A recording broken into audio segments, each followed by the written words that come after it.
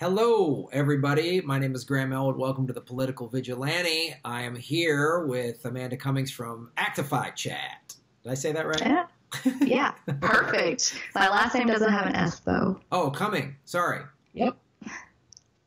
Sorry. Just make a nasty joke and you'll never make that mistake again. I'm not going to do that because I've been called Graham Cracker my whole life. So if there's in your head, just do it in your head. No. In your head. Okay. I just always, whenever someone has a joke and there's an obvious joke for somebody's name, I always go, I'm not making it because people are always like, hey, Graham Cracker. And I'm like, oh. So I can't do it. But I wanted to talk to you about, I talked about this recently on a video, and I've been receiving a lot of comments and online about the collapse of America, and this video was focused on an opinion piece. I think it was on Medium. I can't remember where it was, but showing how there's a pathology to America's collapse, and Americans are losing or have lost their soul. And I tend to agree. I see a lot of really inhumane thought and behavior in America, but I wanted to get your opinion as somebody that's covering a lot of stuff in independent news. Where do you think America is? Is it about to collapse? Is it in the middle of the collapse, in your opinion? And what is happening? So if there is a collapse, I would imagine that we're kind of in the more of the middle of it, the middle phase. There's something about generational cycles that you kind of see. So every 80 years in human history, there's a fall or a collapse of some sort that leads to some, like, for instance, that led to our world wars. And we're kind of just saying it's been about 80 years. So we're there at this point. It's just a matter of time. So if you're talking more about, I guess, not only the country collapse, but kind of this, I guess, where people are as far as their morals and things like that, more of a moral collapse. We had a discussion on my channel recently about this, and we were kind of hypothesizing that there's this kind of ingrained individualism that is causing a lot of what you may be seeing or maybe manifesting right now. This kind of, I've got mine, you don't need yours anymore. Or, you didn't work hard enough like I did to get anywhere. And it's just, and it could be leading to a lot of loneliness too in our society, where we don't really feel like we have any bonds with other people, which of course, if you know anything about human evolution, we are social animals. We are not meant to survive and thrive in a society that is based off of individualism. We need a community. And that's kind of where churches come in. They're so powerful, at least in the South. They're very powerful institutions because they do, I guess, and bring people together. Of course, then you've got this political infusion into them as well. That is very grotesque because it is still focusing on this individualism as well. So that's just my general hypothesis about that. Yeah, I think it's a great hypothesis, and I think, to me, what I've been seeing is it feels very much by design, because capitalism needs individuals. It doesn't need a group, because right. The individual is just going to take care of themselves, and the individual is just going to buy, and not go, hey, do I need to spend all this money on the newest gadget, fill in the blank, when I should be helping out my fellow person, and so we've all been trained for decades to wake up and go, what's me? I need it for me. I need it for me, I get so torn with technology. On the one hand, isn't this amazing? We live in different parts of the country. We're having a video chat right now where we've never met in person, and yet we can have this really cool discussion about politics. We can talk to people all over the world. I've done that. I have friends all over the world. I've traveled. I've been in China and, video chatted with friends back in the States or whatever. And that's amazing. But then the phone, you know, it's so just like this thing that we're sort of drawn to, and dopamines are released, so then it becomes a physical compulsion, a physical addiction. And it's like, again, it's by design. We're just supposed to sit here and just, you know, take selfies and photos of our food and not go, oh, the one percenters are screwing us over. And that's what I am wrestling with, I guess, is right. Are there enough people waking up to the, hey, it should be we, not me? Right. I think the younger generation is. I think I'm part of the millennial generation, so you know, we are more in tuned as far as politically than our I guess Gen X and baby boomers, but that the next generations that's coming up and coming of age now, which I guess is Gen Z, amazing. I have so much hope for them just because they are, or at least they seem to be, a lot more politically aware than I was at that age. At 18, I had no idea about any. And then finishing college. I mean, I did not know anything about politics. But these guys, teenagers, they know their senators, they know their representatives, they know their city council members, which is, I mean, I can walk out the street right now and ask, do you know who the city council member is in this area? And 99% of the time they'll say no. I have no idea who it is, which is depressing, but the younger generation can give me an answer. They'll at least say, well, I know the city council member here, and I'm in this district, so I know them here, but I'm not really sure about this other district or this other area. And that's fine, but at least they know who theirs is, so they have a point of contact. And that also allows them to hold them more accountable, because you can't hold somebody accountable you don't know exists. I mean, that's stupid to say, but it's so true.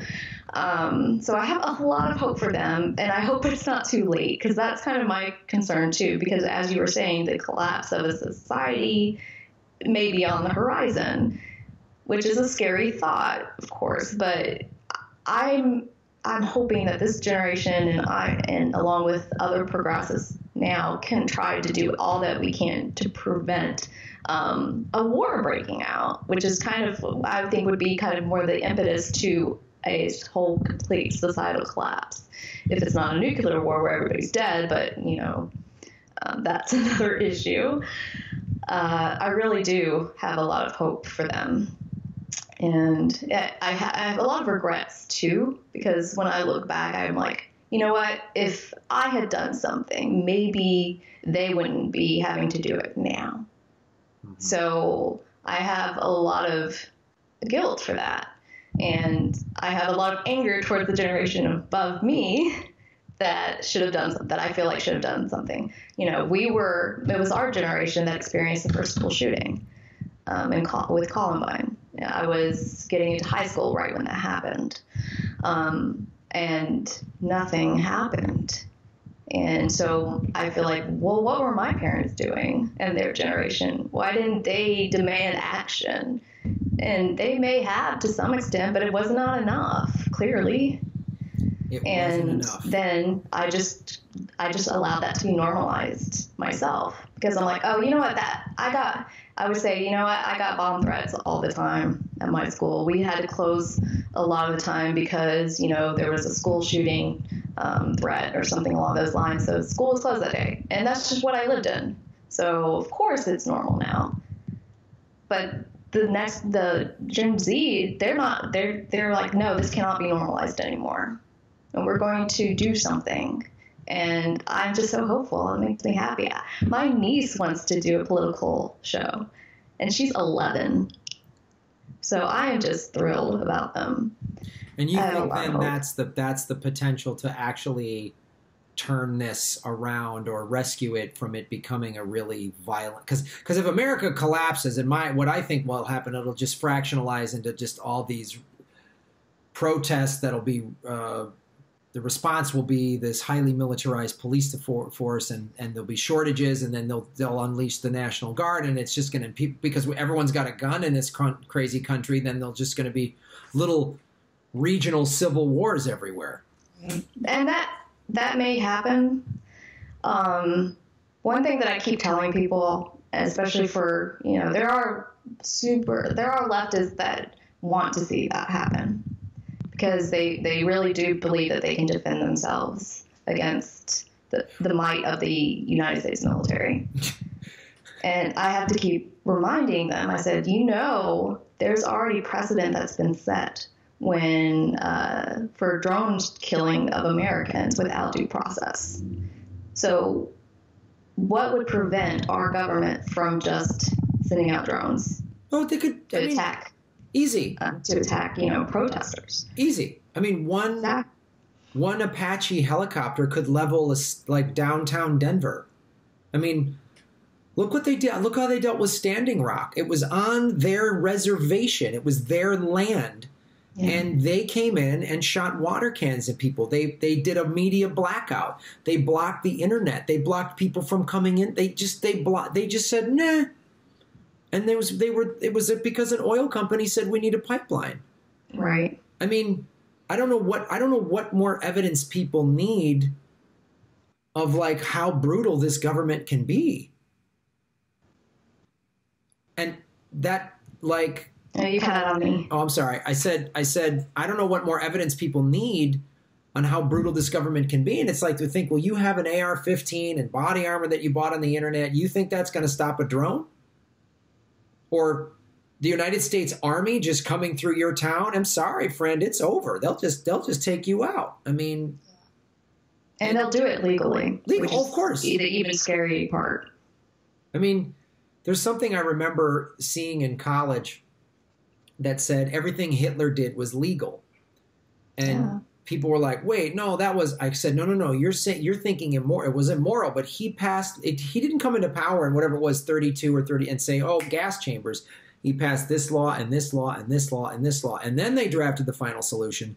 And it's like, and look what we've done. We because of 9/11, we gave up our personal freedoms. Obama expanded that and turned this into a surveillance state. I mean, and then you have, Democrats, supposed liberals, that basically gave Trump the right to surveil on United States citizens without a warrant. And, they're supposed to be resisting, but, if they were so afraid of him, why give him that type of power? Because the thing is the scariest thing that to an authoritarian government is what is granted to us in the First Amendment. Freedom of speech, freedom of the press.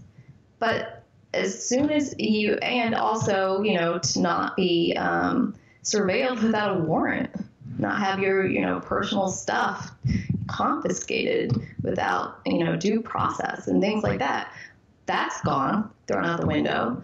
And now you've got all these attacks on media outlets, like the media blackout that you talked about, and where we're like, okay, I guess that happened. Mm-hmm. We are giving up all that. Oh, what's happening in those detention centers where immigrants are getting sent to? There's no media there. We have no idea. I mean, that it could be worse than what I've heard.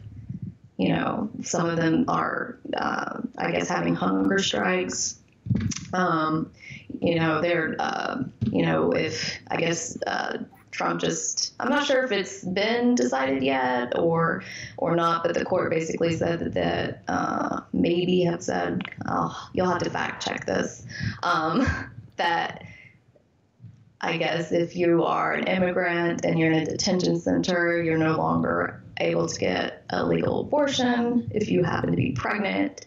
So if you think about those people, what if they got raped and they want to terminate that pregnancy? They cannot do so. I mean, it's atrocious. I mean, didn't they have the detention center in Arizona somewhere in a very hot state?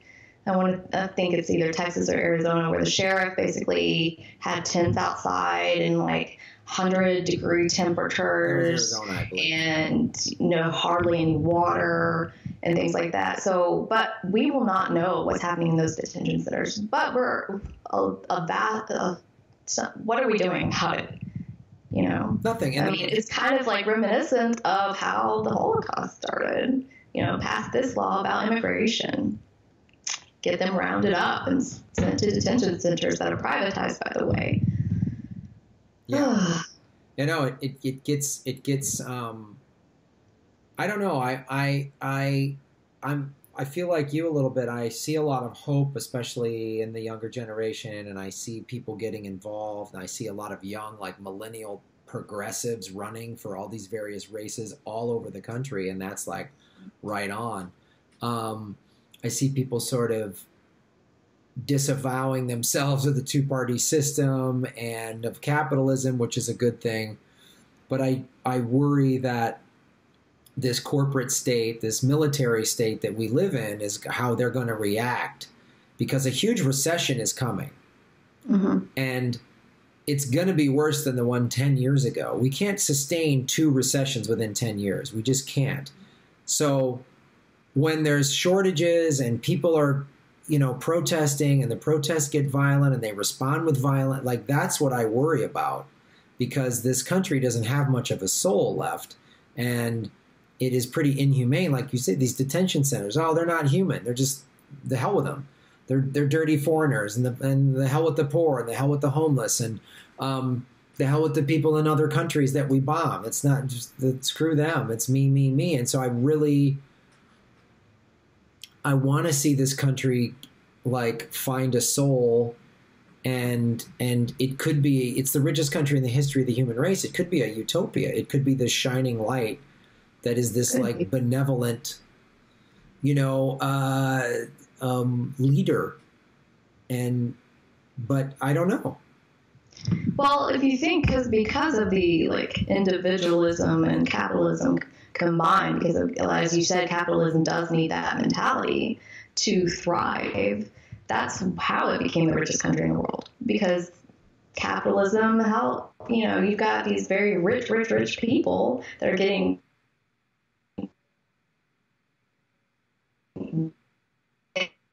those rich people, which not all the workers can be wealthy under capitalism, because you need them to exploit.